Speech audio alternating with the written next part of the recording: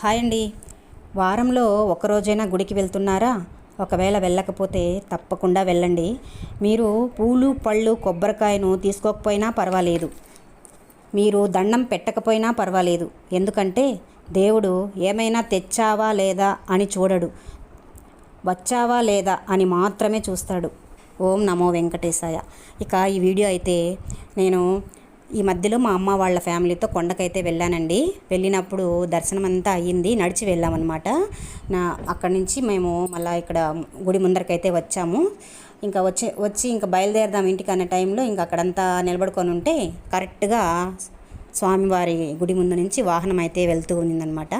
ఇంకా అక్కడే కొంచెంసేపు ఆగి ఇంకా అక్కడంతా దర్శనం అయితే చేసుకొని వాహనాన్ని కూడా చూసుకొని ఇక దండం అయితే పెట్టుకున్నామండి.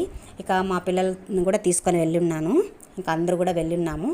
అక్కడే ఫ్రీ భోజనం అయితే తినేసి ఇంకా కొంతసేపు అక్కడంతా షాపింగ్ చేసేసి ఇవంతా అయితే చూసుకొని వచ్చామన్నమాట.